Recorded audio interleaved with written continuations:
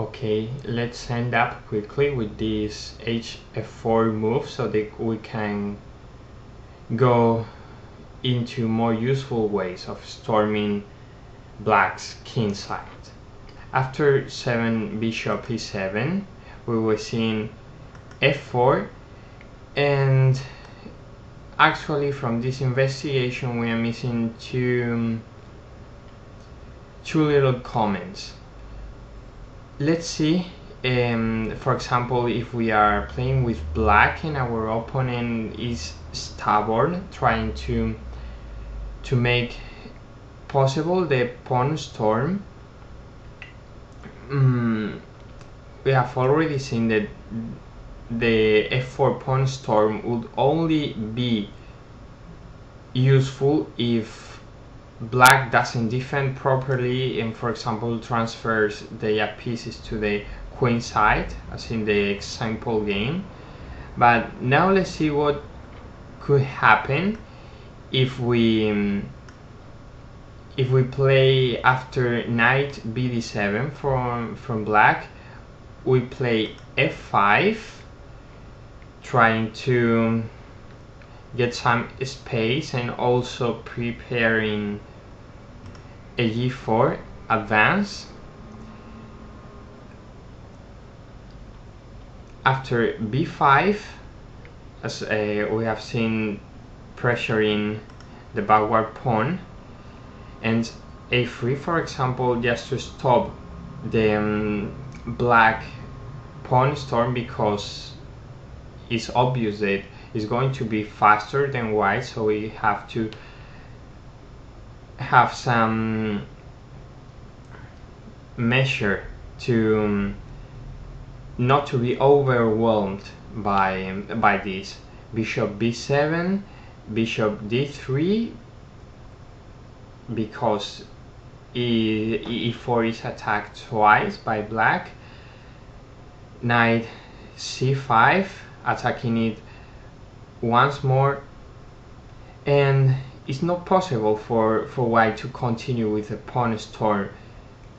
Of course, if black doesn't immediately attack the backward pawn and doesn't take the initiative, black will find himself in a complicated situation, because we'll have to because after white ensures e4, will play g4, h4, etc. But, well, black, if it's sane player and if he knows what he's doing, he won't allow that.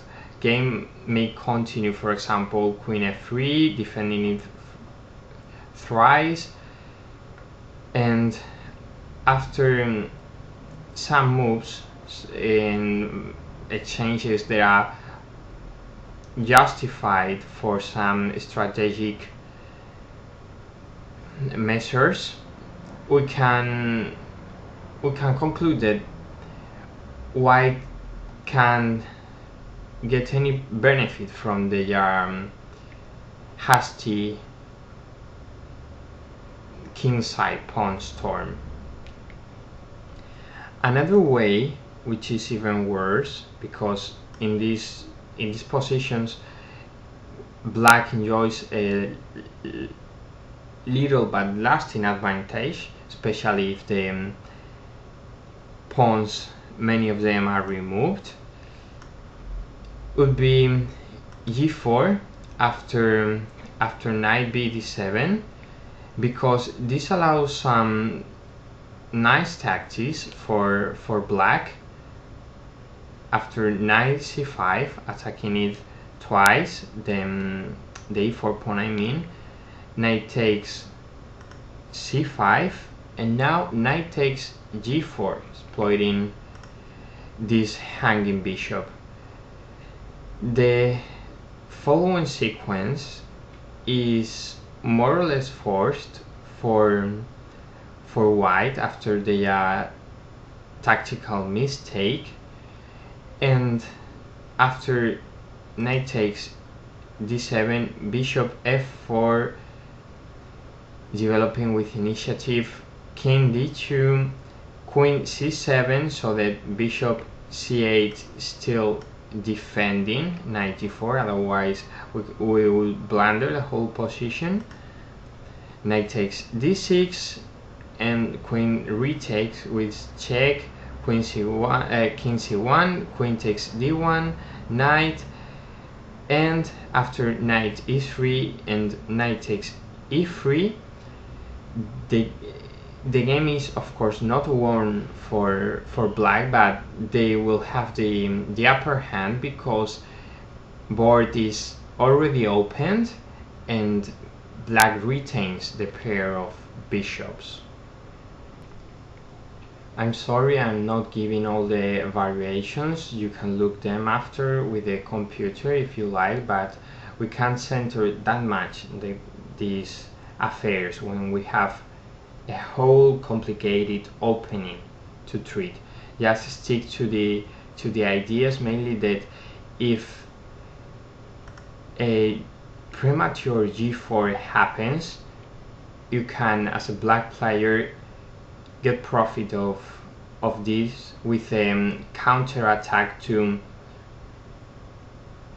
exploit all the weaknesses that a too aggressive white player will have, for say all those.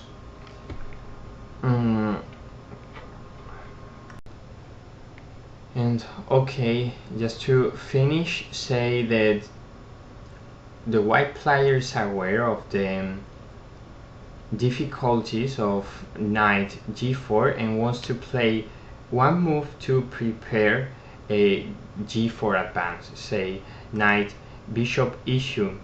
So after castling and f5 to continue with g4, etc., black should stick to this plan as said before, and again they can't make any profit, and if they even get a more aggressive approach with 10 g4, we as black players, we can break the pawn storm with e takes f4, bishop takes f4, and now one prophylactic move, h6,